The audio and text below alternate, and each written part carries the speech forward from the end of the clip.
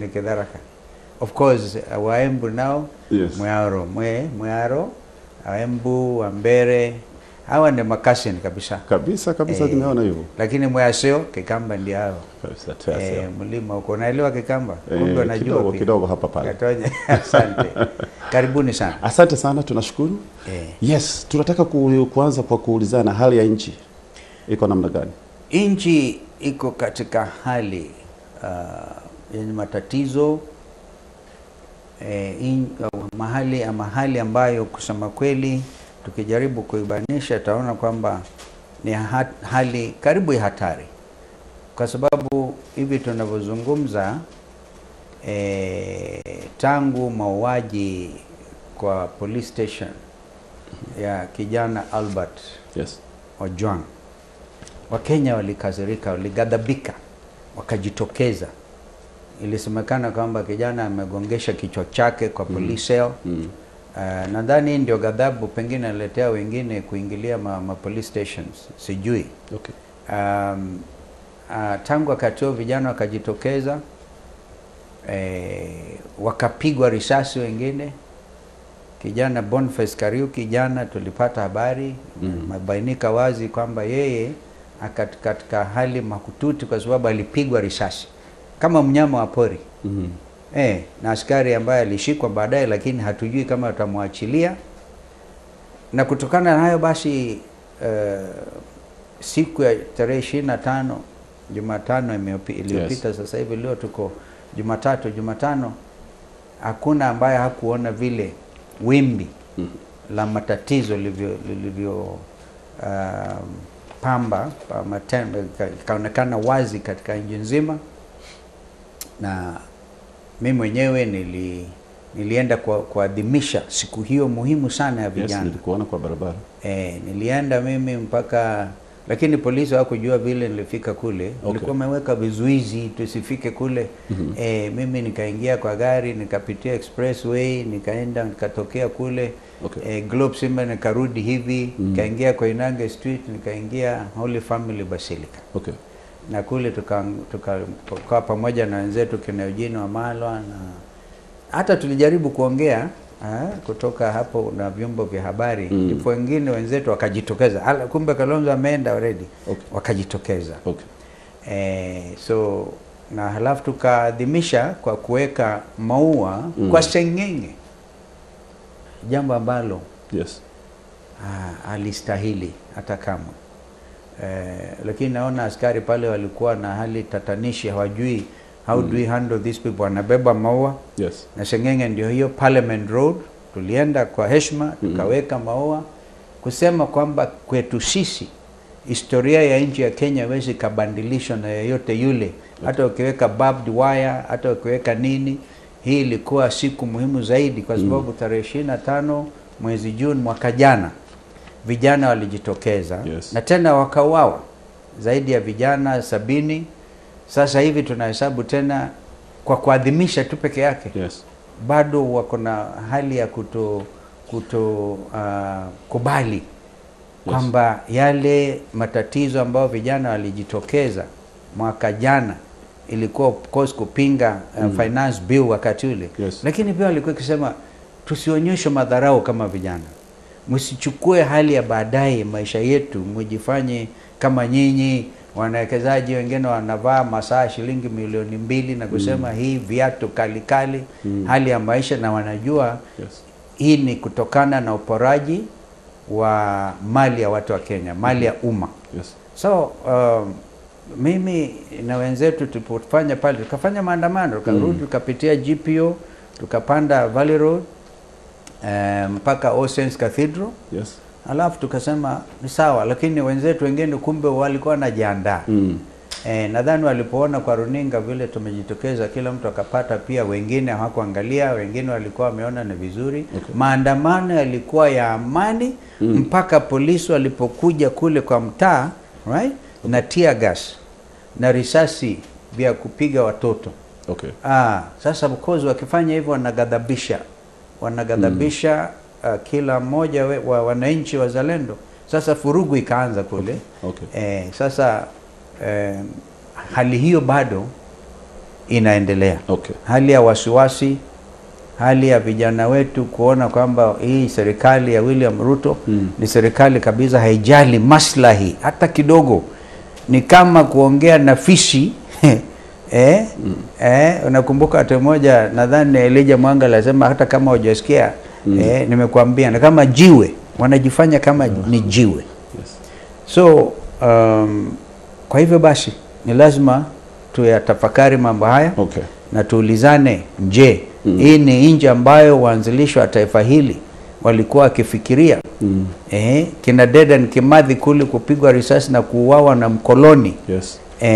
Na kwa hivyo ni kama sasa kile ambacho nataka nizungumzie sasa hivi Bwana Gatonye kina umuhimu mkubwa.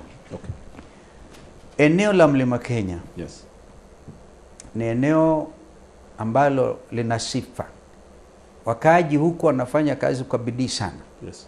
Waliweka hiyo bidii mpaka Kenya ikapata uhuru. Wakauawa na wakoloni. Yes. Sasa lazima tujiulize, wakauawa na wakoloni alafu tena mkoloni mamboleo pia na waua. Okay.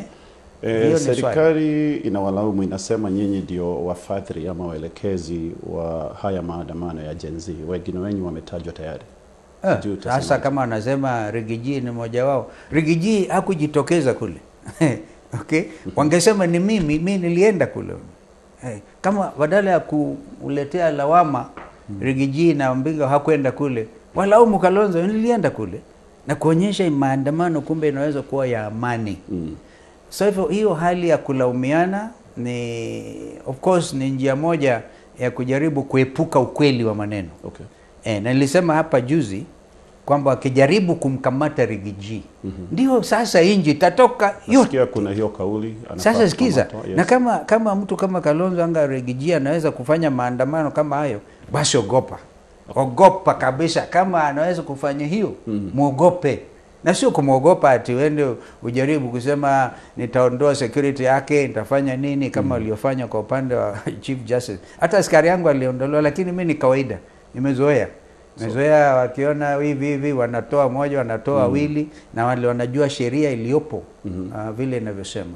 Kwa hivyo hiyo hali ya kulaumiana, kulaumu wapinzani ni porojo tupu.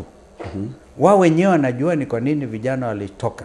Vijana walitoka na wao wenyewe ndio wakaleta magun. I think neno gun sasa limepata umaarufu. Yeah. Kwa sababu serikali ya William Ruto imeonyesha hata zingine picha waziwazi, polisi wakishirikiana na magun hawa. Hao ndio walikuja kwa wakati wa janga. Kumbuka mimi nilisema kabla hii maandamano, nilisema tukiwa pale katika ufungamano house kwamba nilina habari kwamba maguns 4,500 walikuwa nakusanyika City Hall. Wanapatiwa marungu, wanapatiwa wengine mapanga, sijui upande wa Kandara, waje wafuruge amani ya Kenya. Yes. Kwa hivyo wenye kulaumiwa vilivyo ni Kenya Kwanza administration. Okay. Ikiongoza na William Ruto. Ndio walipanga mambo hayo, na yeye pia akisaidiwa na gavana wa Nairobi. Gavana wa jiji la Nairobi amepata umaarufu because yeye mwenyewe alinukuliwa waziwazi kwa vyombo vya habari akisema tukutaneni nyinyi waandamanaji. Sasa kisema wazi namna hiyo, alafu tunaona watu wanajitokeza, magari ya polisi ndio inawasindikiza magoons. Okay. Hawa magoons ni kama basi walifanya hesabu yao, wanaenda wanaangalia kila duka ya Mkikuyu, kila duka ya mtu wa Mlima Kenya in Nairobi, kwa sababu ni wengi. So unataka kusema hivyo ndivyo ilivyokuwa? Hiyo magoons kulikuwa na mapping out, mapping out, profiling. Okay. Kumap out na kuprofile. Ndio sasa ugonganishe watu wafanya biashara ambao wanafanya kwa bidii kama nilitangulia kusema, wagonganishe na viongozi wao. Ionekane kwa mfano ni Rigiji ndiye ameambia watu wavunje maduka wa Kikuyu. Inawezekanaje? Inawezekanaje? Mtu afikirie mambo kama. So ni mpango uliokuwa umepanga. Mpango, it was very well calculated. Okay. Wakapanga vizuri tutawezaji kufanya jamii ya Mount Kenya wachukie viongozi kama Rigiji. Njia moja ni kusema maduka ya watu wa Kikuyu imeporwa Nairobi, where Gijini ndio responsible. Unaona hiyo, lakini imeangukia patupu because wafanyabiashara wengine wamejitokeza. Wakasema nyinyi mlisema tusilete, kama kawaida kukiwa na maandamano, wengine wanajikinga. Wanachukua Wamasai wawili na wengine ambao wana ujuzi wa kulinda mali yao, wanakaa kwa mlango. Safari hii Murkomen kwanza mwenyewe alienda kwa mtaa asubuhi. Alinitangulia kwa mtaa, nilisikia Murkomen anatembea huko akihakikisha watu msitoke, kuna ulinzi wa kutosha. Kwa hivyo wafanya biashara hawakujiandaa. Kisha baadaye maduka yao, mali zao zikaporwa. Vile vile wakati wa maandamano ya Juang, tukumbuke walipora vile vile. Hata ilionekana polisi wengine wanabeba bidhaa ambazo zimeporwa na kuwekwa juu ya magari, televisheni na vitu kama hivyo. Kwa hivyo ni lazima tuweke mambo wazi. Uwazi na ukweli wa mambo ni kwamba mambo haya uporaji yalikuwa yamepangwa na upande wa serikali. Na ili kupata vijana wetu wa Gen Z wapate sura mbaya na viongozi wengine kama sisi tuonekane tulikuwa sehemu ya hiyo maneno. Mheshimiwa, nje ya Nairobi wakati wa maandamano maduka yalivunjwa kama pale Kikuyu, nyumba za serikali ziliteketezwa, Olkalau pia vituo vya polisi tuliona vikivamiwa, lakini unasema maandamano ilikuwa ya amani. Yes. Hapa Nairobi unasema kulikuwa na hao maguns. Utasemaje kuhusu maandamano kuwa mambo kama haya ya uvujanji, uchomaji ilifanyika pale? Hakuna mtu anaweza kufikiria kwa sababu Wakenya wanafanya kazi kwa bidii sana. Kwa hiyo lazima tukemee uporaji na uharibifu ya mali. Na mali ya wafanyabiashara wetu na wale wengine wanajitahidi zaidi, lazima tuyakemee. Lakini tukemee, tuulizane ni nani alipanga mambo haya? Sisi wapinzani kwa mfano hatuna namna. Hawa wanatumia resources za serikali kupanga hata wavamie police station kama hiyo Kikuyu nasema, vitu kama hivyo. Useme hao na wao wanajapanga. Hebu angalia story ya Olkalau. Waandamanaji unataka kusema sio wenyewe waliofanya hiki kitendo? No, ni watu maguns. Sio, I'm telling you, vijana wetu wa Gen Z nia yao ni safi. Hawa ni watoto wanataka good governance. Hawa ni watoto wanataka amani. Hawawezi kupanga kuvamia police station. Hawana nia kama hiyo. Nia yao ni safi, sio maguns ambao wamepangwa. Hebu angalia historia ya Olkalau. Mimi nilipata kuangalia kwa runinga hivi. Watu wanakuja organize. Unaenda wanachoma gari, wanatoa battery, wanafanya hivi. Hata mmoja hawa watu sio wa huku, ni watu wametoka mbali kuja kufanya hivi. Wamepangwa wachome magari yao wenyewe, kwa wao ndio serikali, alafu walaumu wapinzani. Serikali sasa hivi imesema hili lilikuwa ni jaribio la mapinduzi. Sijui utasemaje kuhusu hiyo? Mapinduzi yana gani sasa? Military coup. Ndio nikasema matamshi mengine ni very careless. Very very careless. Na mimi nilimshauri ambaye waziri alisema maneno kama hiyo ni very careless. Ilinukuliwa kila mahali. Ndio sasa kama kuna military coup d'etat ama civilian coup, nani atakuja mwekezaji atafute kuweka kampuni yake Nairobi? Hakuna. So kilichoko ni kwamba they mismanaged peaceful demonstrations by bringing in goons, ndio onekane wapinzani ndio wamepanga mambo. That is what the bottom line. Vijana Gen Z have had nothing to do with organized goonism. Vijana ni very clear. Tena ni watoto wachanga. In your view, Mheshimiwa, unafikiri ni kwa nini wanasema ni jaribio la mapinduzi? Hiyo ni matamshi kama yale alitoa huyo waziri. Nimeona Raila anamkemea, sijui kama he means it or whatever. Kusema shoot. Ate ukiona mtu police station mpige risasi. Kinyume kabisa na katiba ambayo alitukabidhi marehemu Kibaki. Constitution 2010 iko very clear on the basic rights of wananchi. The right to life inapeanwa na Mwenyezi Mungu mwenyewe. Uwezi basi ukachukua hiyo life kwa kupiga risasi bila due process. Yaani ukutana na mtu pale zao, huyu ni guna ama ni nani Gen Z, piga risasi. Hiyo ni maneno ya aibu. Na tunatarajia kwamba hatua fulani sisi ndio tukaanzisha kwa mfano tume ambayo Mheshimiwa JB Muturi amekubali kuwa mwenyekiti. Tunampongeza sana. Tulianzisha hiyo fungamano siku ya Jumanne kuamkia Jumatano. Watu ambao wataumia ni kama tulikuwa tukijua mambo haya yataenda kinyume na matarajio ya Wakenya wazalendo. Kwa hivyo hiyo tume itakusanya ushahidi kutoka kwa kile mwathirika, vile polisi iliwatesa na mambo kama hayo. Ikumbuka sababu moja ya vijana kujitokeza tena kwa maadhimisho ya siku yao hii ni kwa sababu mwaka mmoja baada ya yale yalifanyika 2024, hakuna hata mmoja mwathirika ambaye hii serikali ilishughulikia kusema ngoja tumpatie ridhaa, maja tulipe wazazi ambao walibakia. Kumbuka the first one to fall ni kijana Rex Masai. Yes. Mamake Rex Masai aliandamana kwa maandamano haya. Kijana mwingine Odhiambo hapa Rongata Rongai, mamake pia alikuwa kwa maandamano. Hawa ni watu sio wendo wazimu. Hawa ni wazazi. Wanasikia uchungu wa mwana, anavyosema mchungu wa mwana aujuaye ni mzazi. Wazazi wanajitokeza na wanapiga tear gas. Badala kusema tumewalipa huyu ridhaa angalau kiasi hiki na wale wengine ambao waliumia. Kwa hivyo mambo haya kusema ati ni kuepusha na kupoteza akili za watu wa Kenya. Kusema kweli waliona vile watu walijitokeza. Hiyo nadhani ndio iliwashtua. Wakaangalia watu wanakuja kwa milioni na mamilioni, wakaona hawa watatimulia mtu mbio.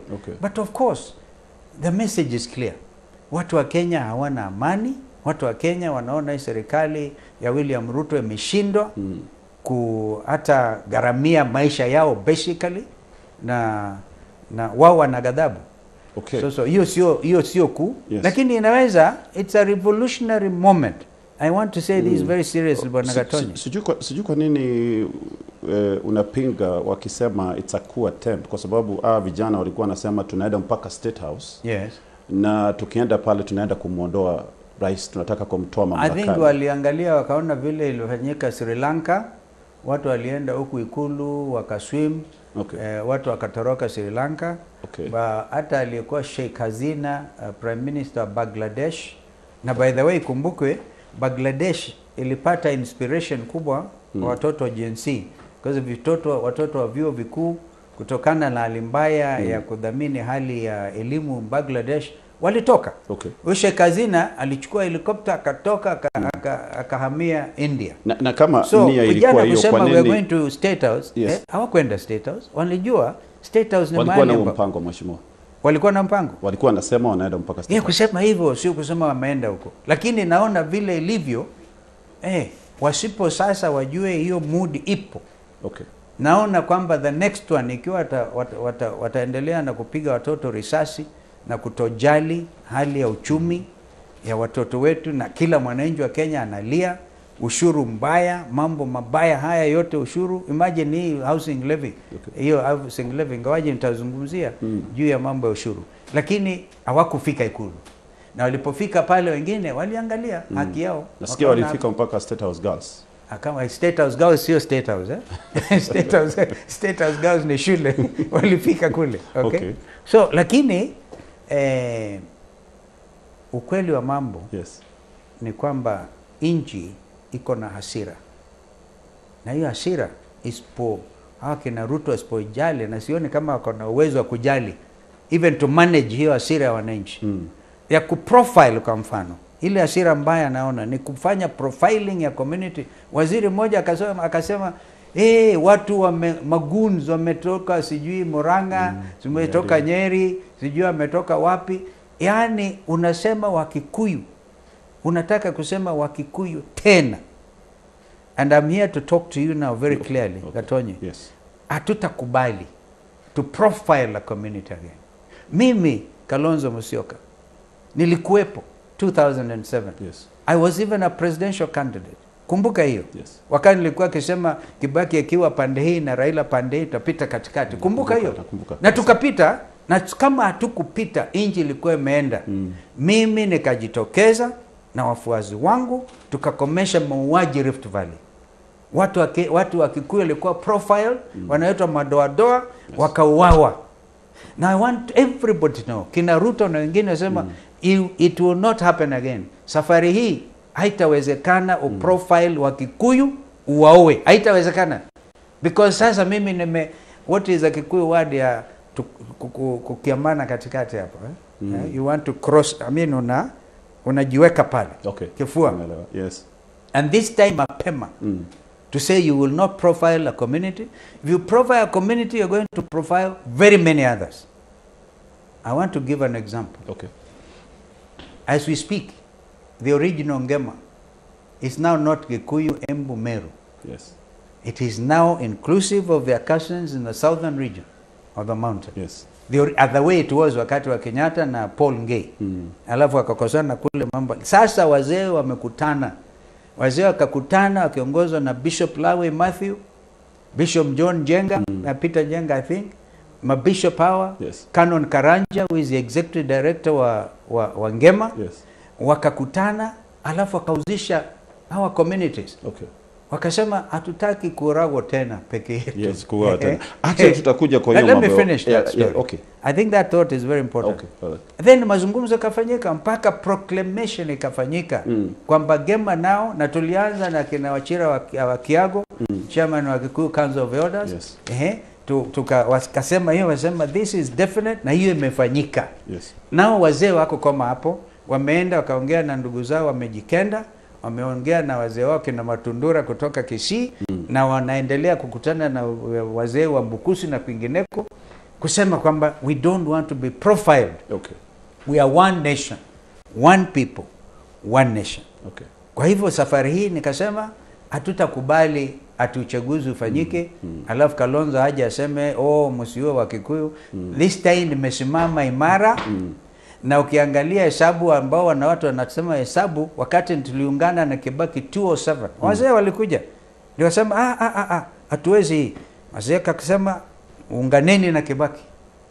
Na ikumbuke sasa waliokuwa wamepanga mauaji ya Wakikuyu safari hiyo ndio sasa wameungana tena to profile a whole community. So it's happening, Mheshimiwa. Of course they're trying to profile, but I'm telling them too late. It can't happen. It can't happen. If you are targeting the Kikuyus, anza Kibwezi na Wakamba. Muliona juzi tulivyoelekea upande wa Mombasa na kina Rigiji, Wakamba walijitokeza vipi? Wakanza sio watu wachache. Hey, so this thing about profiling is not possible. It is not possible. Kwa hivyo mmejiunga na muungano wa Ngema kwa sababu za kisiasa? No, sio sababu ya kisiasa. Ngema kwanza sio political organization. Najua Ngema ni cultural. Kama nimesikia ni kama mmejiunga ili muweze kujikinga. No. Kuna cultural. Lakini cultural, inaelewa wazee kina Bishop Law anasema wote ambao hata wa vyama vingine ndani ya Ngema ni watoto yao. Na wako na haki na kujiunga na wale ambao wanataka kujiunga. Lakini ikifika mauaji, it is not going to happen. So this is a strategic move ya kusema hakutakuwa tena mambo ya kuprofile wa Kikuyu na kusema ni wabaya. Ukiprofile wa Kikuyu, I'm saying today Gatonye, profile Wakamba. Asante. Serikali wakati huo ilizima vituo vya runinga na serikali ikasema ilikuwa ni hatua ya kuzuia machafuko. Sijui kama unakubaliana na hilo, Mheshimiwa? Haiwezekani kwa sababu tena katiba, na mimi tukumbushe wasikilizaji wetu na watazamaji, mimi nilikuwa makamu wa rais wa awamu ya 10 na nilifanikiwa sana Mungu aliona vizuri tukafanya kazi na mzee Kibaki. Tulifanya kazi na Kibaki. Mimi nikiwa makamu wake kwa miaka 5. Kibaki alipumzika. Alijua makamu wake anamsaidia vilivyo. Na hapa nikubali kwa sababu mzee amelala huyo. Niseme kwamba Kibaki alinikalisha chini one morning Ikulu na tukaongea kwa kindani sana juu ya uhusiano wetu. Sasa hiyo makosa ambayo ilifanyika huko vile tunaweza kuhakikisha haitafanyika tena. Kwa mfano nakumbuka akaniambia wazee kutoka nyumbani Nyeri walimkalisha kumwambia if you want a trusted friend muamini huyu Kalonzo na watu yao. So that is how deep we were. Na kutokana na uhusiano huo uchumi wa Kenya ulikuwa, it was everybody's, hata uchumi wenyewe ulikuwa kwa kiwango ambacho hatukuamini wakati mwingine. 7% of GDP Pesa zilikuwa kwa mikono ya kila mwananchi wa Kenya. Serikali ya Ruto imetoa kila kitu sasa. Alright? Okay. So ndio mimi nasema uhusiano huo ndio umenifanya niongee waziwazi leo. Sio kwa sababu sijali matamshi ya wengine ambao wanatoa. Kwa mfano hiyo hatred. Kusema ukiona Mkikuyu ni kama umeona mnyama wa pori, haitawezekana. Lazima tukubali ukiona Mjaluo na Mkikuyu na Mkamba na Mkaleje, Mturukana, one people. Lakini lazima tuelewane kwamba hatutakubali profiling. Hiyo tumekubaliana, hiyo tumeelewa. Tuko hapa so, kwa mambo ya mambo ya kuzima yes, vyombo vya habari. Yes. Ni kinyume ya katiba ya Kibaki ambayo aliwacha kipengele cha 35, the right to information. 34 kwamba every Kenyan has the freedom of expression is guaranteed. Kwa hivyo huwezi kufanya hivyo. Nadhani how do you balance between huo uhuru na pia kulinda nchi, kwa sababu kama picha zinazoonyeshwa huwa zinaleta incitement sometimes. Hakuna incitement lazima basi kuwe na mpangilio. Huwezi tu kuamuka na kutoa directive zima television. Sasa walipozima wakati huu tunauliza ni mambo gani yalifanyika? Ndio alienda kwa operaji. Ilikuwa sawa kwa sababu alikuwa anapeana marungu na vitu kama hivyo. Alright? Zima television, wasionekane K24, sionekane Citizen, I think Citizen kama walizima, isionekane zingine, yes, NTV, KTN ilikataa lakini bado wakafunga. Kipindi hicho changiza, tuulizane ni mambo gani alifanyia. Ndio uporaji ukaendelea, ukaenezwa. Hawangetaka watu waone vile maguni wanaingilia mambo haya na kuharibu mali ya watu wa Kenya. Kwa hivyo ni kinyume, simple, mimi ni wakili, ni kinyume ya katiba na hatuwezi kukubali. Okay. Visa vya ukatili wa polisi zinaweza chunguzwa namna gani ama na nani? Sijui kama unapendekeza kuwe na tume maalum ya kufanya hili jambo. Sisi wenyewe nakwambia tumeanzisha People's Restorative Justice Commission. Yes. Ambayo inaongozwa na former Attorney General Justin Muturi. Tumepata commissioner Senator Maanzo, kuna Professor Ogola na kuna msichana Asha Bashir. Wao wako tayari na hivi karibuni watatangaza vile watakuwa wakioperate, ndio wote waathirika waende kule, kwa sababu William Ruto ana ability. Ana ability kabisa, because mambo ya maandamano yalipoisha, kumbuka alisema nini? Alitisha sijui security people wote akawaita kwa mkutano, and then akaongea kwa hasira. Hasira kubwa. Nyinyi mnataka niende wapi? Ukisema Ruto must go and one term. Kwanza ukisikia one term, apende kabisa kusikia one term. Now one term is a political expression. Hakuna mabaya juu ya expression kama hiyo. So akasema nataka kwenda nyumbani sijui ya Kalime. Hiyo ni alternative. Because vile nchi ilivyo, I want to use this in a very serious manner. Yes. Suggest the way forward for William Ruto. Okay. Because sasa yeye ako katika hali ya kutatanisha. Rejection ni overwhelming. My advice to him, ajiondoe kwa mamlaka pamoja na serikali yake yote.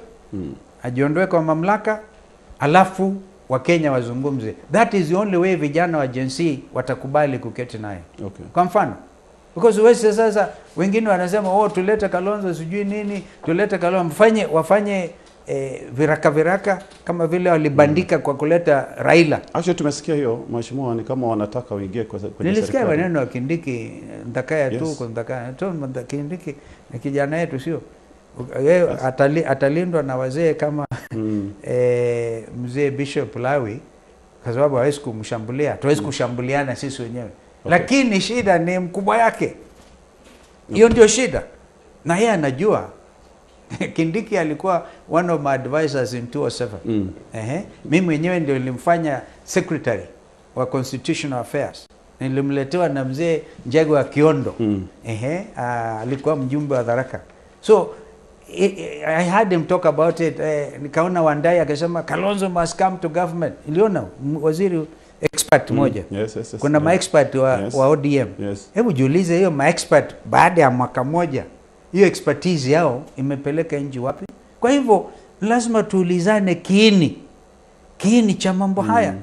Na sio kutoa mtu kama Raila unamweka ndani. Sasa Raila yeye mwenyewe amejipata katika hali ya kutoaminika tena na wananchi wa Kenya. Sasa mimi tulikuwa kwa Azimio.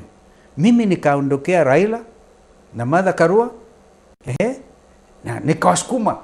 In fact, I want to tell you, my own supporters walijitokeza kwa wingi zaidi, hata ingawaji sikuwa katika ballot paper. Wakamsaidia Raila Odinga kwa mara ya 3 na wakamsaidia pamoja na dada yangu Martha Karua. Yes. I'm so happy Martha Karua aliona mambo hayo kisha baadaye. We are now reconstituting the opposition. Kwa sababu sasa mambo ya Azimio hiyo ilikwisha wakati Raila alipoingia kwa serikali ya Ruto. Na sasa pia haikukoma hapo. Ameingia kwa serikali ya Ruto. Anasema amefanya hivyo ndio kudhibiti nchi. Mwaka moja baadaye kama unajihisi kama Raila aliwasaliti kwa kujiunga na serikali. Yeye mwenyewe ajiulize. Ni wazi kabisa. Huwezi kuacha general anawacha askari yake yote na kukimbia juu na kuclimb juu ya mti. Kumbuka one time nilienda Homa Bay, nikauliza sasa ilikuwa wakati hii mambo ya Zakayo na ushuru watoto ambao walipinga. Nikasema sasa huyu Zakayo ashuka asiposhuka. Nikauliza watu wa Homa Bay na Nyanza, kama tukikata hii mti akikatalia huko, tupate baba huko juu ya mti, tutafanya sema kata mti. I thought my friend Raila should have seen it. I want to make it very clear kwamba Wakenya hawakutarajia hiyo tabia kutoka kwa Raila Odinga. Hata sasa wanaona kabisa hiyo hali. Kusema kweli, I don't want to use a word like kama kusaliti, lakini yeye mwenyewe ajipige roho, ajipige moyo wake konde. Kuna watu walikuwa wakidhani maandamano tu yanaweza kufanywa na Raila peke yake. Wakenya wanafanya. Kwa hivyo this is wazi kwamba huyo ndugu sitaki kuongea mambo yake beyond that. Because nimekuwa na yeye miaka 15. Sikiza 2013 nikamsupport Raila. Naamini tulishinda. 2017 kama running mate nikaamini tumeshinda. 2022 akasema wacha tujaribu wengine, there will be excitement kwa mlima. Wakaleta dada yangu Martha Karua, nikawa support mara 3. My friend. Wewe jiulize. Huyu Kalonzo ni mtu aina gani? Hata watu wengi wanaona ati Kalonzo anaweza kushawishwa na Raila aende kwa Ruto. Wasahau kabisa. Wasahau. Mimi itakuwa mahali wananchi wapo, and I have realized this is the best way to do it. Niliitwa majina tofauti, wenye kuniita majina sasa wenyewe majibandika hayo majina. Tukuamini vipi mheshimiwa ukisema utaingia kwa serikali, kwa sababu sio kuingia serikali ama ushirikiano na serikali, kwa sababu kama ulivyosema watu wengi kwa muda mrefu wamekuwa wakikuona, kuna hiyo jina sitaki kutaja, lakini wamekuwa wakikuona ni kama sasa wanajua. Mara nyingine unasema hivi, kesho unasema sasa angalia tangu tuachane na Raila akaingia kwa Ruto. Waulize Kalonzo ana msimamo ana msimamo. Huo msimamo huo uliokuwa nao kumsupport ndio niko nao kupinga mambo ya Ruto na hata yeye mwenyewe akiwa kwa ndani. Kwa hivyo it is as simple as that. Wacha niulize, isipokuwa kutajwa vile tumesikia wakitaja kwenye mikutano ya hadhara, sijui kama wamejaribu kukupigia wewe one on one kama rais mwenyewe, sijui. Lakini wacha Gatonya nikwambie. Pengine kwa makini kidogo. Swala hili ni nyeti sana. Swala hili la usalama wa nchi, hali ilivyo sasa hivi, halihitaji tu ati Kalonzo apigiwe simu aje akaingie kwa serikali ya Ruto. That would be terrible. Today kwa mfano mimi nikionekana na Ruto pale ama nionekana na Raila, hata mimi nitaitwa msaliti. It is as simple as that. Lazima kiini wajiondoe kwa serikali. Makanisa wamesema pafanyike mazungumzo, and I agree with the church. Hiyo mazungumzo itafuatilia baadaye ikiwa wao wamejitenga, because it is not a normal thing.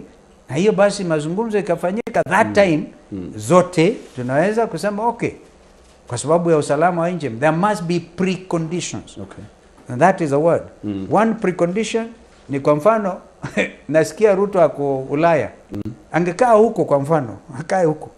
Because one of the things vijana walikuwa wakisema ni kwamba amesafiri, ameanza hiyo tabia tena kusafiri kila mahali, kila mahali. Of course a president has to travel, we all know that. Okay? Some of these are important destinations. Lakini I'm quite sure ikiwa kwa Uingereza ataambiwa, because Waingereza are very open. Ni kama Amerikani watamwambia mind your country's stability.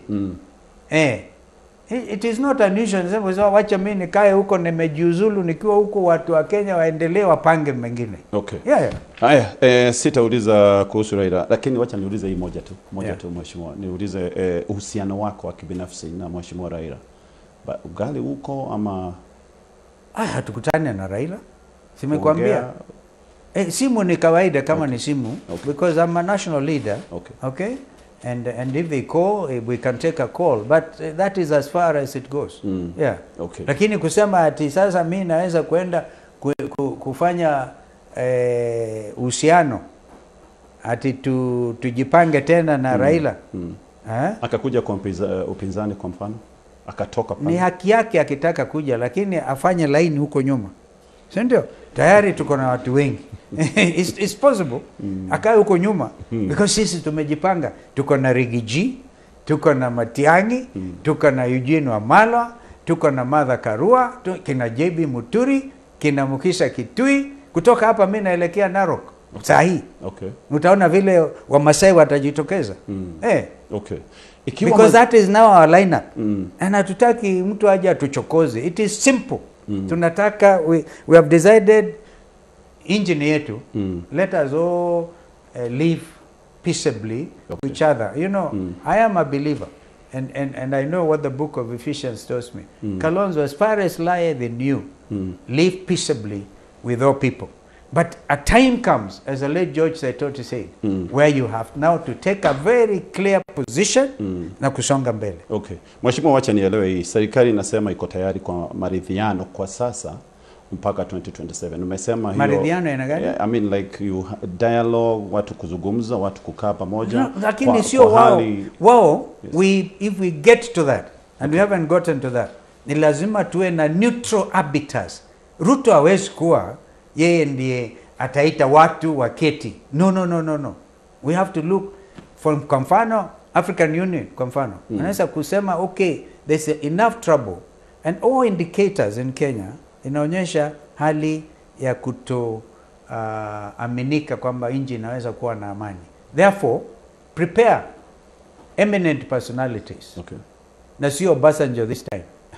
So Obasanjo ndiye aliketi na Ruto na Raila huko Mombasa. Raila akaja hapa akatuambia maneno yake. All right? No. People ambao watakuwa, ikiwa ni kanisa kwa mfano, the Catholic Church has taken a very firm position. Wananchi wako na imani, they can, because they are the ones who came up with this proposal. Wanaweza kusema now let us have a neutral forum. Lakini sio Ruto kusema mimi ndio rais, kujeni tuketi. Nobody will take that seriously. Haya, tukiendelea, wandani wengine wa Rais Ruto kama vile Mheshimiwa Moses Kuria, nimesikia wakisema hakutakuwa na uchaguzi. Anatumia maarifa gani Moses Kuria? Mwaka 2020. Huyo ni mtu akukemea directly. Moses Kuria, kama unajua kutakuwa na shida Kenya, jitokeze useme. Because the constitution is clear. Constitution is clear. Rais mwenyewe alisema I'll not hand over to the opposition. Alisema ati hivi. You know, hand over kwa Ruto, one thing is clear sasa hivi. Kama hakuna jambo ambalo haelewi vizuri, kuna jambo moja William Ruto anaelewa. The next election haiwezi kuwa ya kuibiwa tena. Watakuja sasa wakutoe.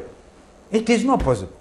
This is clear. Sasa Wakenya wameamua these shenanigans about stolen elections lazima ikome. So there will be elections under the constitution by 2027 or before if William Ruto steps aside. because that's an option. Maybe that's what jamaa anasema Moses Kuria, if he wants to advise, because he's an advisor ya William Ruto, advise a step aside, alafu kuwe na mazungumzo, okay? Then hiyo mazungumzo under neutral circumstances, right? Pengine Wakenya wanaweza kusema, oh, we want a proper election, namna hiyo, but that is the only time, but I cannot advise for it. I will not advise kwamba Wakenya kwa whatever reason wa postpone election ya 2027. That's minimum. Okay. Yeah. Kuna wakati mlikuwa mmetaja kuwa mnakusanya ushahidi wa kupeleka ICC. Sijui kama bado hiyo bado inaendelea hiyo. Okay. Hiyo inaendelea hiyo. Miaka yote hiyo kwanza from mauaji haya. Ikumbuke kabla ya 2024 tulikuwa ile maandamano mimi na Raila, karibu mimi niangamie huko Mathare by the way. This is why sometimes I feel very bad. Kwamba you can take that kind of position and then you suddenly disappear. Right? Okay. 2023 karibu niuawe Mathare, Raila mwenyewe karibu auawe. Tulitoka pale pipeline. Tukafika hapa sijui kwa Tuju, akaniambia John kuonyeshe 10 bullet attempts. Okay. All right? Sasa ndio kamuuliza, sasa kama watoto in 2024 wamefaulu even wakaingia central business, sisi tulikuwa tumeshindwa kuingia ndani, watoto wakaingia CBD. Kumbuka watoto moja, na kumbuka msichana moja akisema, baba kaa nje, umetufunza ya kutosha, kaa, leave it to us.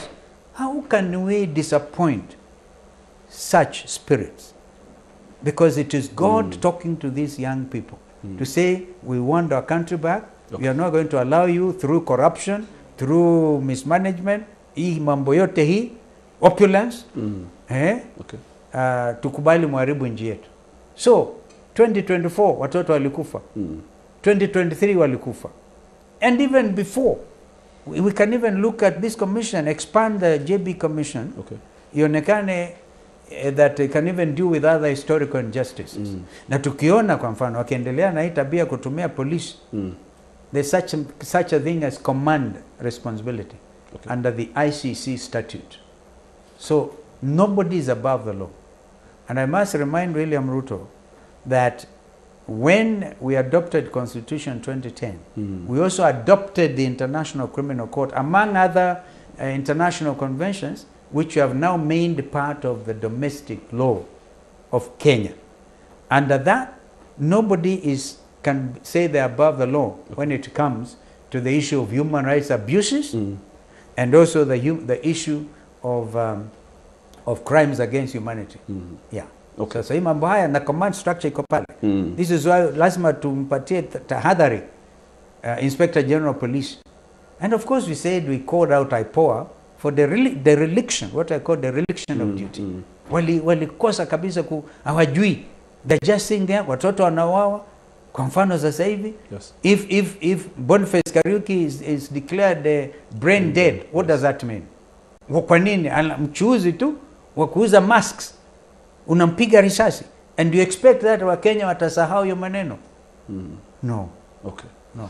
Mheshimiwa, IEBC ni kama imeundwa sasa. Nimeona majina yamewekwa kwenye Kenya Gazette. Sijui kama una imani na hii tume kama ilivyo sasa. Tunaita William Ruto Commission. Na tulisema hata kama Ruto mwenyewe ndiye chairman wa IEBC, we'll deal with him. Wakenya hata kubali wizi. Hatutaki kuchelewesha jambo hili la kuweko vijana wajitokeze vile wako na hasira namna hii. They should use occasion, wachukue vipande identity cards, na hiyo tume kama inaanza kazi, whenever it will start, registration, possibly wawe na new register of voters. Okay. Kuna vijana zaidi ya milioni 9 ambao tayari they should join the voters register. Na vile vile kuna wengine payslip holders wengi kama wengine they have not registered as well, wajitokeze. Kwa kila mtu mwenye payslip atakuwa mstari wa mbele kupeleka Ruto nyumbani. Okay. All right? So we need to get working. Whatever the issues, your commission kama iko pale iendelee. Of course there are issues that we know we must deal with. So kwa nini mnaita William Ruto Commission? Because unaona sasa wanaharakisha kupeleka ripoti ya NADCO kwa bunge Ilipelekwa imekaa kule gathering dust. Sasa wamekumbuka, we must amend the constitution. All right? Okay.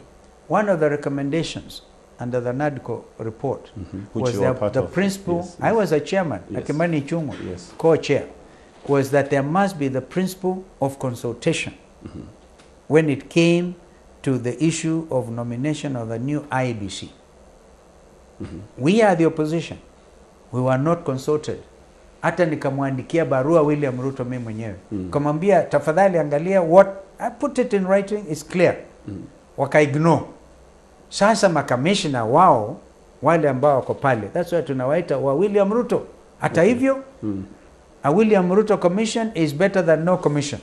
Okay. We'll deal with it because they are Kenyans also. So na kama ni William Ruto commission, sijui kama mnatarajia uchaguzi kukuwa free and fair in this circumstance. Ndio nakwambia, it must be free and fair because my agencies are very clear. Okay. Sasa ijulikane the famous Maina Kiai court decision ambayo ilipitisha, mahakama ilipitisha ikasema matokeo ya upigaji kura katika kila eneo la upigaji kura polling station yako final. Okay. Na maeneo haya we expect, I think there are 45,000 polling stations, maybe about 50,000 now. Zikiwa takuwa about 50,000, all right? Okay. Matokeo itakuwa directly transmitted to the presidential tallying centers. Hakutakuwa na haja Bomas. Okay. Sasa makamishna wa Ruto hata kama watakuwa na wanajaribu kaelemea, watabaki pale. Matokeo itakuwa by morning, asubuhi ifuatayo tutakuwa Wakenya wamejua matokeo vile walifanya Amerikani juzi. Has anybody heard of an American electoral commission ikitangaza Donald Trump? Alijitangaza. Na ya pili, mambo ya one term is a reality. It's a reality. Sio kwanza hapa Ruto asiogope kusikia one term. Botswana walifanya president kule one term. Hata President Biden aliyemkaribisha Ruto Ikulu, White House, alikuwa one term. One term. So this, he must allow wa Kenya. Kenyans cannot always kumfunika midomo ya wa Kenya. Okay. Nikitoka hapa nitakwambia one term. Mheshimiwa, Rigiji alisema IEBC kiharibu uchaguzi, alisema in his words, akasema 2007 itakaa kama Christmas party. Watu wengine walisema kuongea namna hiyo it's reckless. Sijui kwanza hatujafika huko. Hatujafika 2027. Na tena alikuwa na munukuli. I think that's a correcting Kiswahili. Yes. Aliyekuwa Kregler, aliyekuja after 2007 instability, all right? Kregler mwenyewe katika report, he said that actually Rigiji just repeated what Kregler said, because Kenyans basically were saying hatutakubali wizi tena, hatutakubali. And it is clear now to William Ruto. Kama aliangalia television vizuri what happened on Wednesday, he should know. He should not even attempt. Now makamishna ambao nasema kuwa gazetted, they themselves know. They dare not. Okay. So in any event, we are ourselves thinking we also create a parallel. Okay. A parallel commission yetu ambao wananchi ambao wako na ujuzi, experts, waangalie to monitor every decision that will be taken by the commission, by the Ruto Commission, but be counter-checked, including those who are populating the offices of IEBC. Okay. Yeah, we know the directors and other people. Those are key. Yeah. Okay. Mheshimiwa, serikali inasema upinzani hauna dira, hawana agenda. Kazi ni kuchapa ama kupiga serikali bila suluhisho badala. Agenda ya campaign, agenda ya kuhakikisha kila mwananchi wa Kenya anaenjoy uhuru wake, kama ambavyo alisema wa media, uhuru wa freedom of speech, freedom of right to information, freedoms under the constitution. That's a very important agenda. Okay. Na hatutakubali ukiukaji wa hizo haki. That's a very important agenda. Alikuwa akisema hatuna agenda ni Ruto must go and one term. Yes. But let me tell you, the agenda is deep. We just gave him an example. by establishing the commission on people's restorative justice. Kurestore, by the way, ni kuregesha. Yes. Kuregesha haki kwa kila mwananchi wa Kenya. Hiyo commission ni agenda moja muhimu zaidi, including dealing with the issue of state capture. Tumeona vile hii serikali ya Ruto inataka hata kuuza mali ya umma. Uwanja wa ndege wa Jomo Kenyatta kwa mfano. Mimi mwenyewe nilienda kwa mahakama na nikakomesha hiyo maneno mpaka Ruto mwenyewe aka-announce kwa bunge kwamba ametoa hiyo kandarasi. Nashtuka nashangaa kwamba Raila naye anataka kuregeshea hiyo maneno tena. It cannot happen. No, this will not happen. Okay. Mambo ya ndani, she and sha, tunajua mambo haya, the details itaangaliwa, itapekuliwa. Tupekue kila decision, hatua ambayo serikali inachukua kuhalalisha uporaji. Okay. We will be very sharp on this. That commission, that's a very serious agenda. Okay. Hiyo ni agenda moja muhimu. Tukisema elimu imedhoofika, nilikuwa waziri wa elimu mimi. Yes. Na mimi ndio hata nilianzisha Higher Education Loans Board. Gavana wa Baringo sasa hivi, Cheboyo, somebody. Yeah. I appointed him the first CEO of Higher Education Loans Board. Therefore, tusema executive order number 1 or number 2, go back to Higher Education Loans Board. Hata Ruto mwenyewe alisoma kupitia hiyo. Ya nini uwanyime haki watoto wa Kenya kutoive na hudhuria vyuo vikuu? This is clear. So, agenda very clear. Okay. Agenda ingine ni kusema executive order number 1 mimi nimesema do away with housing tax. Okay. Ni kazi ya private sector kujenga manyumba, and already a lot of them have done it. Yeah, and kuregesha, another thing, kuregesha heshima ya payslip, kulipwa mshahara. Mwenye kulipwa mshahara Kenya sasa hivi nusu yake inaenda kwa serikali ya Ruto direct. And there is no openness on how these taxes are being used. Okay. So tuna agenda muhimu zaidi. Okay. Sijui mtafanya balance gani kati ya kupunguza ushuru kwa Wakenya na pia kuna majukumu kama kulipa madeni ya kitaifa. Wengine tuna uzoefu. Nilikukumbusha kwamba mimi nilikuwa makamu wa rais. Yes. Mimi nina uhusiano, ingawaje I need to renew that experience. International exposure. You need to renegotiate the debts. I'm quite sure that I once met President Xi Jinping when I was the vice president. Madeni mengi tumechukua kutoka Uchina. We will renegotiate. Okay. But look at what Uhuru Kenyatta has done, for example. Kibaki alianza infrastructure, Thika Superhighway. By now, the road from Mombasa to Nairobi to Malaba should have been done. Lakini uporaji hii, mkungangania nini, mpaka Ruto akapata amechelewa juu ya the road, hii route ya hii barabara ya Nakuru kuelekea huko mpaka Malaba border. Akachukua kandarasi walikuwa Wafaransa walikuwa wameanzisha chini ya Walingo, walianza wakati wa Uhuru. Hiyo akakanyagia High Grand Falls. Kumbuka mimi na Kibaki tulianzisha Vision 2030. Yes. This is very important, Gatonye. Yes. Hujawahi kusikia Ruto na timu yake wakizungumza juu ya Vision 2030. There are serious dams kwa mfano. Mabao ya maji kama vile High Grand Falls, na iliona Ruto akizungumza that time na Prime Minister wa Uingereza Sunak. Wamechelewesha kamati hii nafanya hii na nyingine hii barabara ya kutoka Mombasa kuja Nairobi. American companies are ready kufanya hii kazi, wanachelewesha, sijui wanataka which cuts, committee gani sijui. All these things will be, tutaharakisha zaidi. We have lost a lot of time.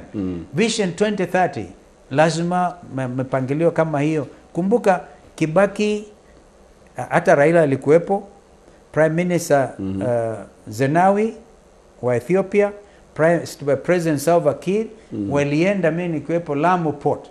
That is a Vision 2030 project. Okay.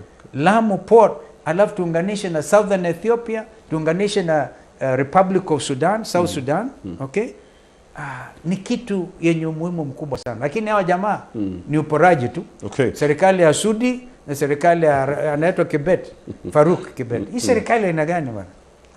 Mheshimiwa, tukimalizia hii, kuna watu wengine wako kwa serikali, wengine ni wa experts wa mambo ya taxation, mambo ya economy. Wanasema ukopaji wa fedha umekuwa ni ukopaji bila mpango, na wanasema hii mambo ilianzia wakati wa Uhuru Kenyatta. Sijui kama unasema tumekopa bila mpango.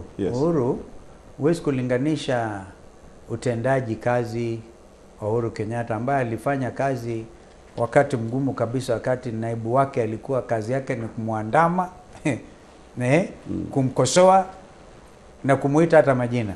Hata hivyo, this expressway is a very good example of how you can use public-private partnership, PPPs. I see that huyu waziri Badi katika makadirio yake mwaka naongea juu ya mambo hayo, lakini tuwakumbusha it's badala ya kupiga tu kelele PPP and you are doing nothing.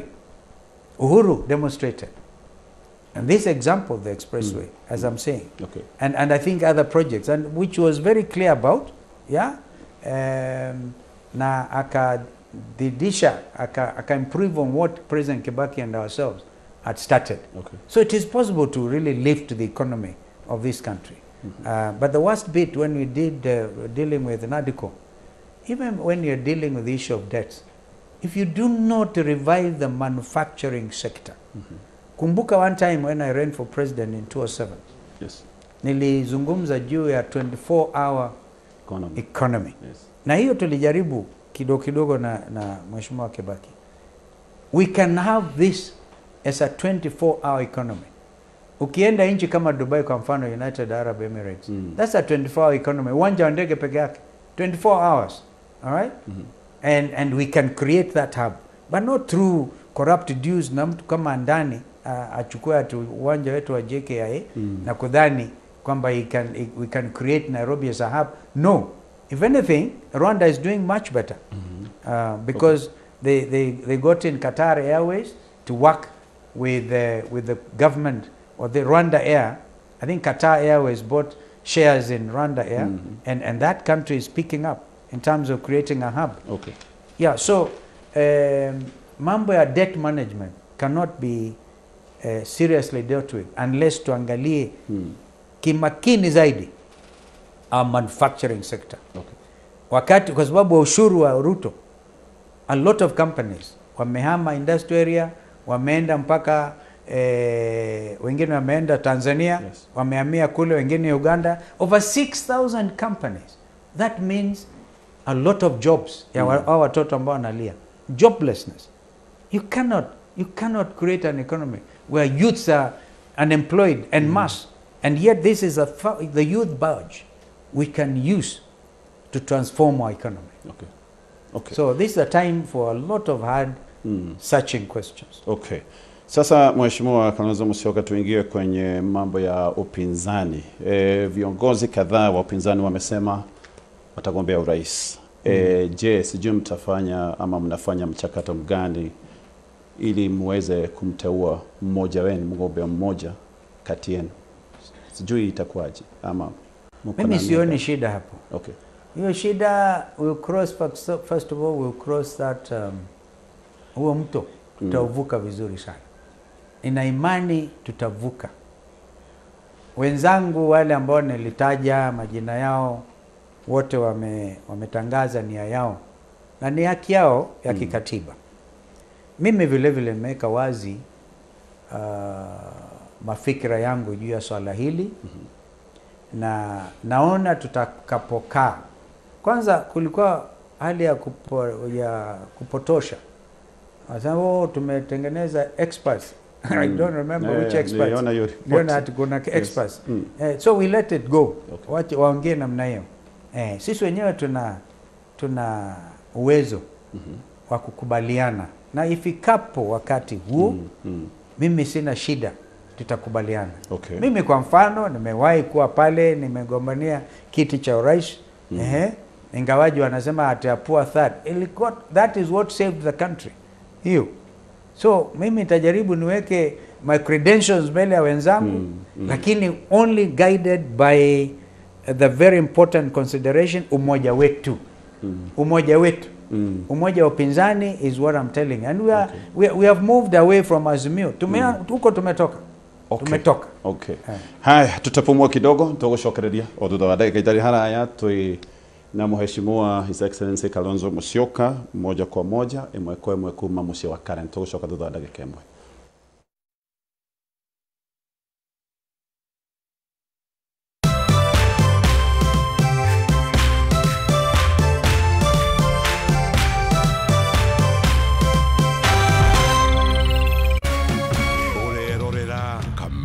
TV. Matuko maninagwo nĩ gũkĩa na nĩkĩo Farmhold Ventures Limited kambuni ĩrĩa kũrekaine harĩ wendia na wĩigithia wa ng'ũndũ ĩtigagĩrĩra nĩ yamũrehera project ciĩngũrani na mwĩhoko mwerũ nĩ gũkorwo kwĩhokwo nĩ ndwano ĩtahĩtagia kĩũngũyũ. Barabara-inĩ nene ya Thika Garissa Road o ndagĩka 10 tu kuma taũni nene ya Matu tũkamũrehera Ikatini Gardens na thogora wa 230,000 na kuo mwena wa Gĩthioko o ndagĩka 5 tu kuma Rami-inĩ tũkamũrehera Evergreen Gardens Phase 2 brodi cia 50/100 na thogora wa 130,000. Na warĩkia kwĩgwatĩra title deed ĩguoko. No tũcerere wabici-inĩ itũ Riruton Doctors Plaza 2nd floor kana wabici itũ ya Thika Maisha Heights 3rd floor. Namba itũ ya thimũ nĩyo 0704 000 333. Hwainĩ waku ũkirie kwagĩrĩra ona makĩria werorere tabarĩra ya Hũmũka o mũthenya wa mwambĩrĩrio nginya wa gatano thaa 11 nginya thaa 1 cia hwainĩ tũkĩaranĩria na ataramu Ndeto Shanaloko na Dereti Mwaki ciĩgiĩ kũgacĩrithia mũtũrĩre waku. When you lose hope uteaga kĩrigĩrĩro no njohi na nyama na imwe nĩ tũramwĩra rĩngĩ nyama ndune nyingĩ ti njega. Nĩ ũrĩ wona mwanake wa kanitha ũrenda kũhikia mũirĩtu? Have you ever seen that? Erutanagĩria mũno kũ make sure mũirĩtu ũcio every time hell wĩha nĩwagũagũire na nĩguo warĩro wanyonagia wendo mũingĩ ngaigua ta ingĩgũrũka wanyonagia wendo switi ngaigua ta ingĩgũrũka Hũmũka hatarĩ ũtũtangaja nĩ gũcanjamũra hwainĩ waku mũthenya ũkĩinĩkĩrĩra Hũmũka na Nonsizi wa Ng'ethe o mwambĩrĩrio nginya wa gatano thaa 11 nginya thaa 1 cia hwainĩ.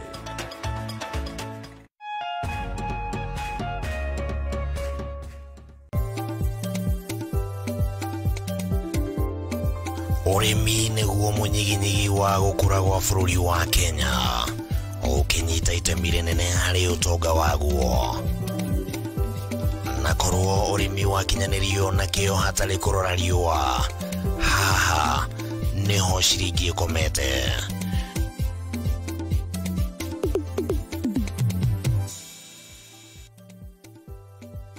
Mũrori wa Kameme TV ĩno nĩ tabarĩra ya Kayũ ka mũrĩmi harĩa tũgũthomithagia maingĩ megiĩ ũrĩmi na ũrĩithi na maũndũ matiganĩte.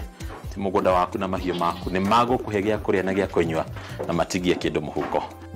Kayũ ka mũrĩmi nĩ tabarĩra ĩrĩ kũgunaga we mwĩroreri harĩ gũkũrehera njĩra itiganĩte cia ũrĩmi wa kĩmerera na ũrĩmi wa kĩrĩu harĩ ũrĩa ũngĩthondeka ũtonga kuma tĩri-inĩ o gĩcunjĩ gĩothe kĩa mũgũnda kĩrĩa ũngĩkorwo nakĩo. Na twakinya gũkũ kabuti nĩ check, kobokobo nĩ check. Hatirĩ ũtangaja kana gĩtũmi kĩngĩgiria gũtarĩrie maingĩ megiĩ ũrĩmi wa mũthenya wa ũmũthĩ. Twarana nani. Nyitanagĩra na Bataru wa Mwagĩro mũthenya wa gatatũ thaa 1:30 nginyagia thaa 2 cia hwainĩ akĩrika gũgũtarĩria maingĩ megiĩ ũrĩmi na umithio wa ciringi yaguo. Na haha to kũrĩma tu nĩ kũrĩma gũkumia. Nĩ gũkũ gwa Kameme TV mũthĩgi wa rũrĩrĩ.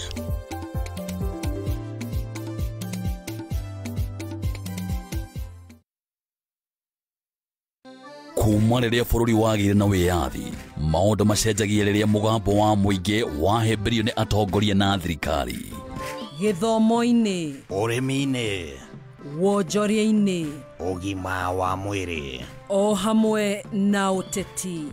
Na nĩkĩo gũkũ gwa Kameme TV tũrĩ tũrĩnyitanagĩra nawe o mũthenya wa mwambĩrĩrio thaa 1 nginya thaa 4 cia hwaĩ-inĩ tabarĩra-inĩ ya Baratha ya Kameme TV, tũkĩrung'a ũrĩa mawatho, mĩtaratara ona ũteti wagĩrithagia kana kũhotomia mamwe ma maũndũ maya. Hihi wina kĩũria kana woni wĩgiĩ umemerekia wa Kameme TV? Twandĩkĩre woni waku kũhĩtũkĩra Facebook @Kameme TV Kenya, X @Kameme TV Kenya, na twandĩkĩre email kũhĩtũkĩra info@mediamax.co.ke. Kameme TV, mũthĩgi wa rũrĩrĩ.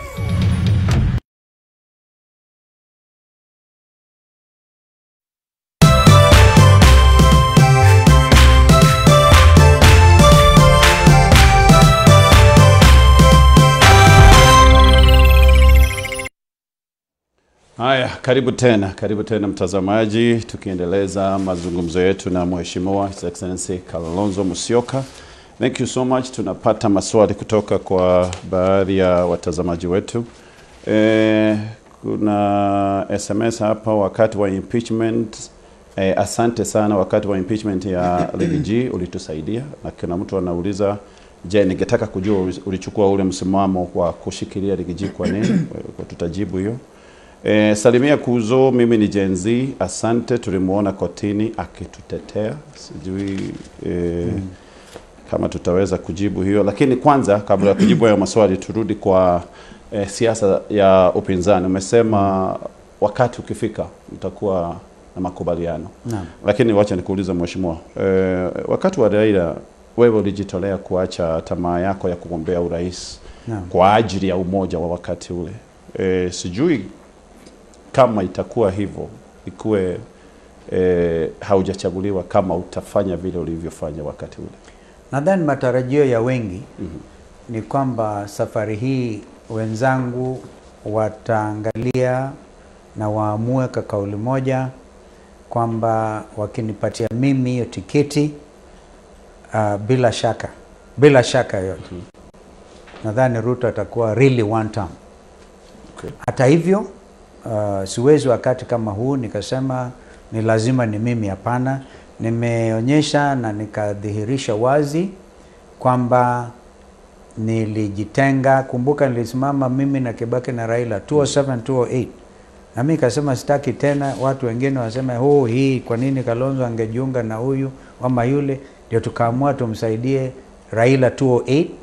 Nikajiweka kando. Okay. Na 2013 nikamsupport Raila.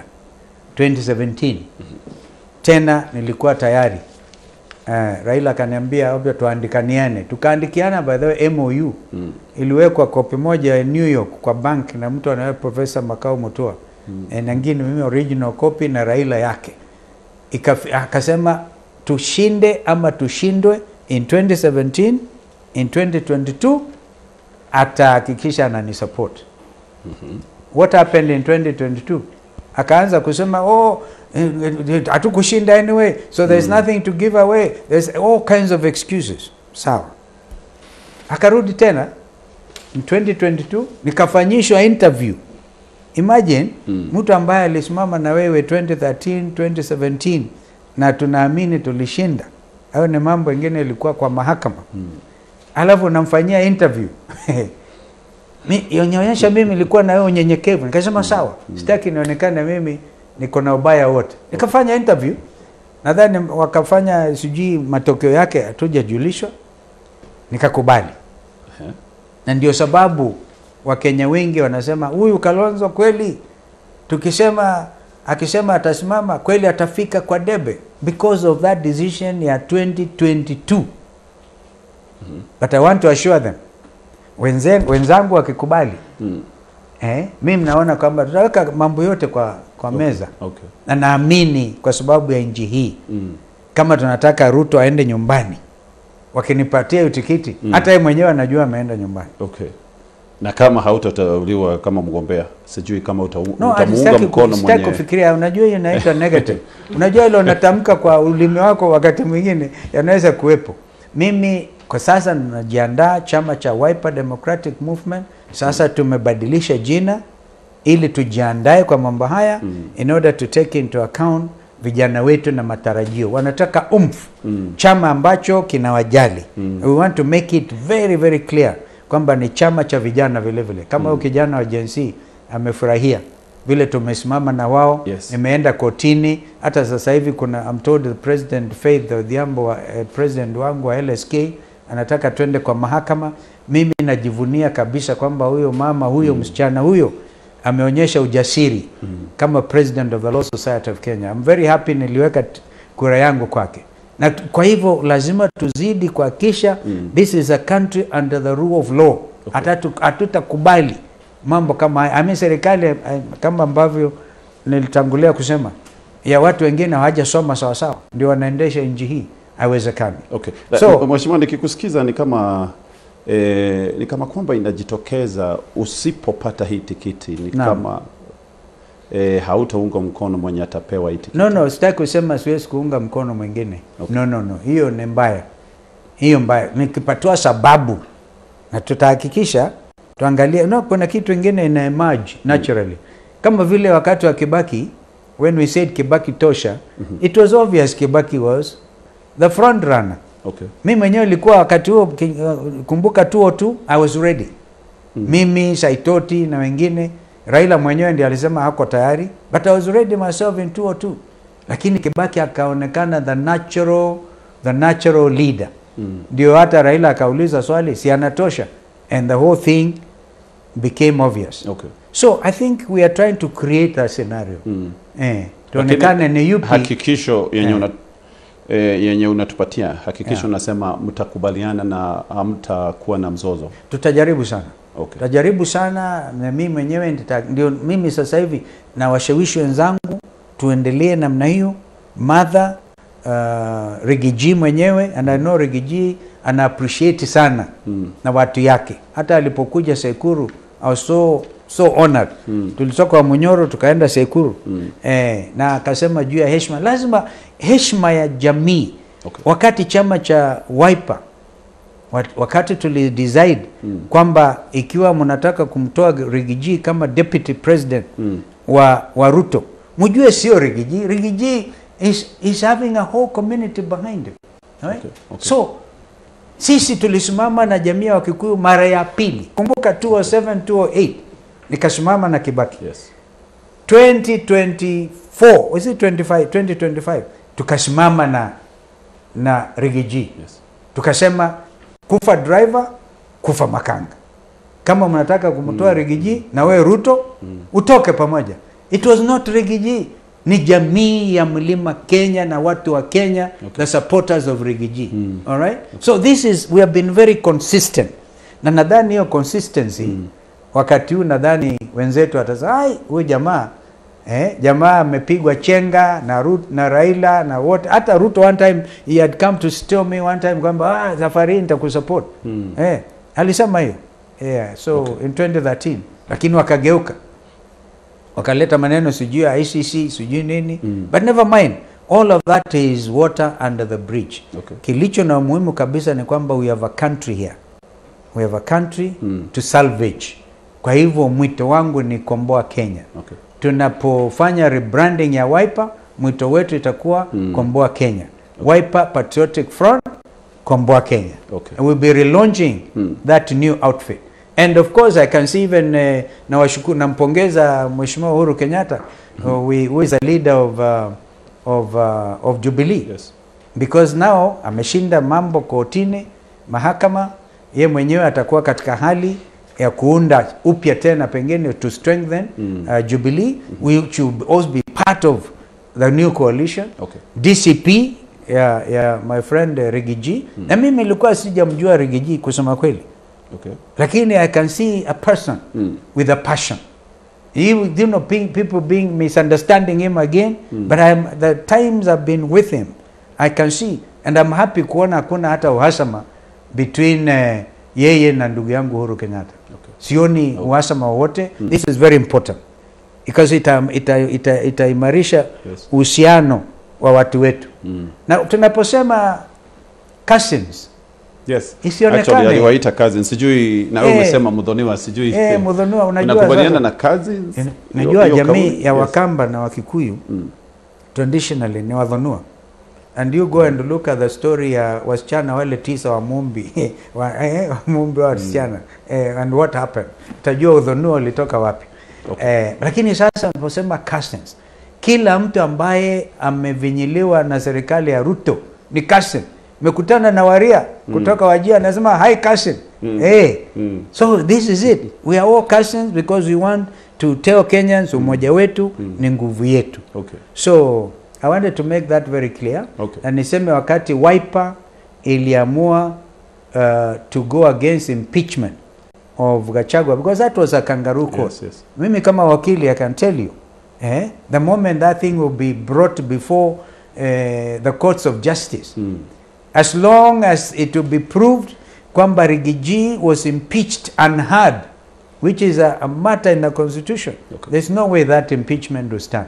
Lakini hata hivyo, I think we have all moved ahead, na sisi zote tuko tayari kumtoa huyo Ruto awe one term. Yes. Tukirudi hii mambo ya cousin, wengine wanasema hii kauli ya Rigiji iko na unafiki kwa sababu hapo mbeleni ni kama alikuwa amesema maneno mengine tofauti. Sijui alisema nini? Umungemuuliza yeye mwenyewe. About numbers za watu Ukambani. Kuna watu wamesema Yahya alisema hivyo. Yes. Alikuwa anajaribu kuwahimiza Wakamba wajitokeze. And I'm telling you, ikiwa sasa mimi nitakuwa kwa ballot kwa mfano, sidhani kama kuna Mkamba yeyote ambaye hatajitokeza kupiga kura. If they could vote for Raila when I was not on the ballot, waseme ni Kalonzo kwa pale, hizo namba atafurahia sana Rigiji. Namba zote hizo za Makuso. Let me be honest with you. See, one time, what was it, Mutai Ngunyi? Mutai Ngunyi is the one who talked about tyranny of numbers. The real tyranny is here. Huwezi kushinda hii. It's not possible. Okay. Serikali inasema haya ni mambo ya ukabila.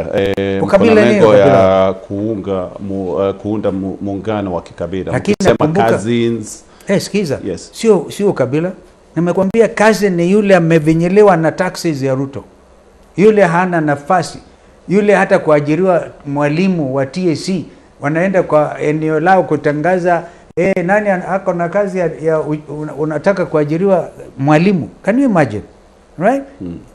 Basically making even constitutional institutions dysfunctional. All right? So that is the essence. Okay. And but I also remember the head of civil service, anaitwa hivyo huyo Koskei. Alienda somewhere Nandi, akaenda Homa Bay, hata one time Ruto mwenyewe in Homa Bay akumbuke akisema kama nina hii kitu si ndugu yangu Raila ako nayo. Alisema hivyo. Alisema kama niko nayo. Sasa watu wakaanza kuuliza, ala, ulikuwa unamuita mganga, sasa amekuaje? Unaona? So Kenyans are able to see who are the real tribalists. And I can tell you, whatever you do, please do not ethnicize our defense forces. And I don't want to elaborate. Okay. And whatever you do, and I reminded in another interview, Mheshimiwa Ruto, kwamba akumbuke story ya President anaitwa Charles Taylor, who is I think still in prison in the ICC. Aliwekwa ndani kwa sababu aliingilia mambo akiwa president wa Liberia, akaingilia through mambo ya roof na wengine, akadestabilize Sierra Leone. That's why he was indicted before the International Criminal Court. Mambo haya ya risasi vya Kenya, ikiwa ni wazi, story ilitokea wazi kwamba Kenya ina support rapid support forces ya General Hemeti against General Buhran nchi ya Sudan kuingilia na mabunduki zetu na kuwapatia hii mauaji ambayo yanaendelea nchi ya Sudan ni makali mno. And all those people, all those generals are wanted by the International Criminal Court. Okay. So he might be dragged along kwa mambo kama haya. Okay. Yes, umefanya vizuri kusema hivyo kwa sababu umewahi kuhudumu kama waziri wa mambo ya nje. Sio mara moja. Of course, yes. Sijui diplomasia ya Kenya utasema imeteleza wapi? Umechanganyikiwa. Nimekupa hiyo mfano. Unaingilia mambo. We all along, our orientation has been upholding the principle of non-alignment and giving priority to South-South dialogue. South-South. Alright? Okay. Mimi mwenyewe nilipinga wazi wakati walisema Kenya is a non-NATO ally. That is putting us at an arm's length. Okay. Maushababu hawa na wale wengine ikiwa wana mzozo na Amerikani, tutaonekana sisi sasa ni sehemu ya Amerikani. Kumbuka Wakenya hawezi kusahau what happened in 1998 wa bomb blast. Tulikuwa hatujalengwa, walilenga embassy ya Amerikani Nairobi na Dar es Salaam. Sasa tukiwa ni allies tunaweza kupigwa directly na mambo kama hayo hatuwezi. So the principle of non-alignment is very important for us.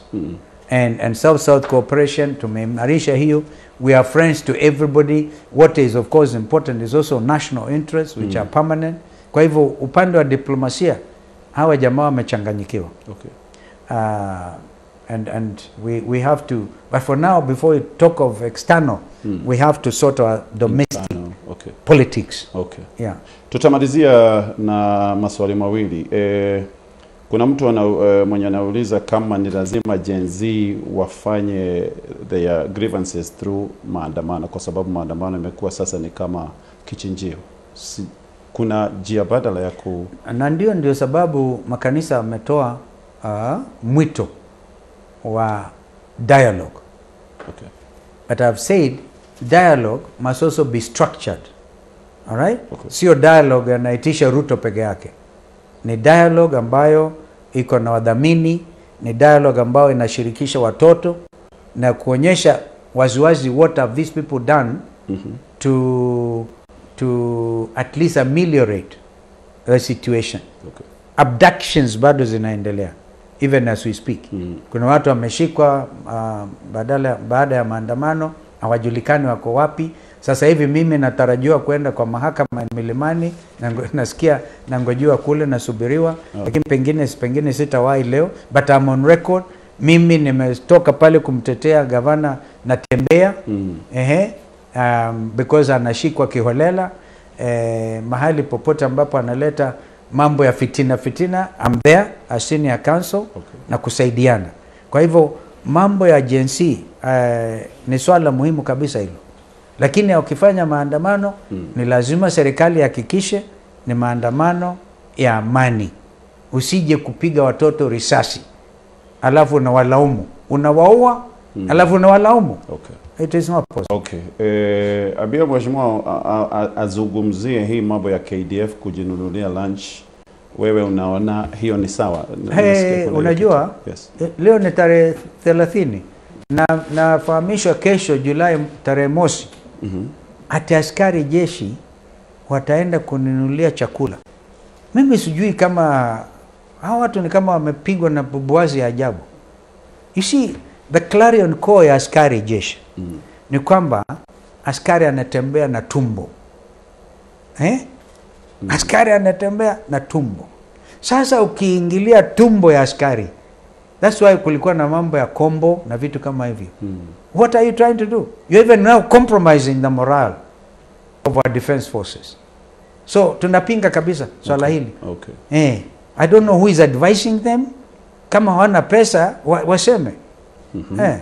Haya, mwisho kabisa Mheshimiwa Kalonzo Musyoka, ujumbe wako kwa watu wa Mlima Kenya. Watu wa Mlima Kenya, Makuizo, Adhonua, mimi nataka kuhakikisheni kila mmoja wenu alale akijua hakuna atajaribu kumngoa kwa njia yoyote. Ni vile mzee Kenyatta, mwanzilishi wa taifa, alisema kanyanga inji yako kwa raha na furaha. Weka kifua mbele na ile kitu ingine nyuma. That confidence is what I'm giving our people of the mountain. Kumbuka, I'm also part of either mountain on the east or mountain on the south. Yeah, but we have now consolidated our position. Nobody will ever separate na Mkikuyu na Mkamba, ama Mkikuyu na Mudharaka, ama Mkikuyu na Muembu na Mumbere, ama Mkikuyu na Mijikenda, ama Mkikuyu na Bugoma Mbukusu kule, ama na Wakisii hawa. Tumekuwa jamii moja. And even now, because there must be ile base ile anka. Hiyo anka hiyo ya communities hizi ni nguvu yetu. Hiyo ndio nguzo yetu. Itakuwa trick ya kugawanya Wakamba na Wakikuyu, hiyo ndio trick ilikuwepo. Hiyo trick sasa hiyo tumekomesha, na tunawashukuru wazee wetu wa Gema ambao walifanya mambo haya mpaka wakaunganisha, even spiritually people are now together. Na kwa hivyo tukiwa jamii moja, kama nilitangulia kusema, mimi sitawaacha kamwe, na mimi naamini vile vile hawatawaacha mimi, kwa sababu tuko kitu kimoja. Thank you so much. Asante. Tugukinye hau thengio ni gukorwo na ithuĩ muthenya mwega. Asante sana mheshimiwa. Thank you so much.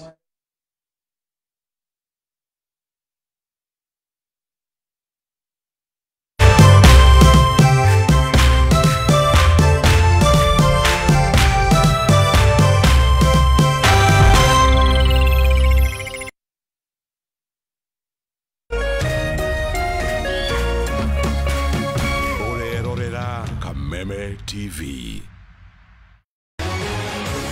People Daily, Kenya's trusted newspaper, is making history as the first daily to go fully digital. By transitioning from print to the PD News app, we are delivering the same exceptional journalism you've relied on for years in a completely new way to experience it. It's news for today and the future. No paper, no waste. Just real-time updates and customizable stories. This is a leap towards innovation, sustainability, and a better experience for you, our reader. Download the PD app now on Play Store and App Store. People Daily. News that moves with you.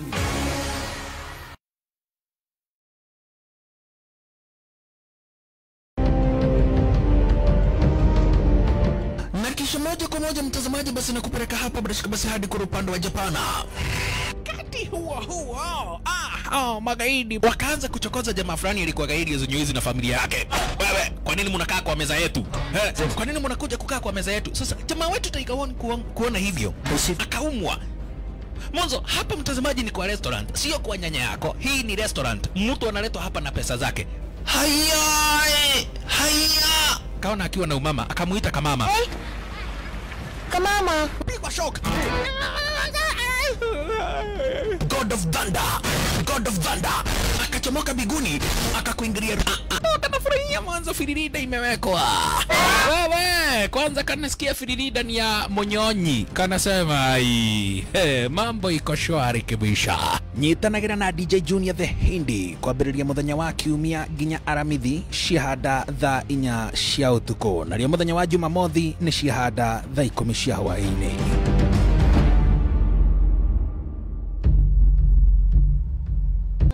kuma rĩrĩa bũrũri wagĩire na wĩyathi, maũndũ macenjagia rĩrĩa mũgambo wa mũingĩ wahĩmbĩrio nĩ atongoria na thirikari. Gĩthomo-inĩ, ũrĩmi-inĩ, wonjoria-inĩ, ũgima wa mwĩrĩ, o hamwe na ũteti. Na nĩkĩo gũkũ gwa Kameme TV tũrĩnyitanagĩra nawe o mũthenya wa mwambĩrĩrio thaa 1 nginya thaa 4 cia hwaĩ-inĩ tabarĩra-inĩ ya Baratha ya Kameme TV. Tukirunga uria mawatho mitaratara ona ũteti wagĩrithagia kana kũhotomia mamwe ma maũndũ maya.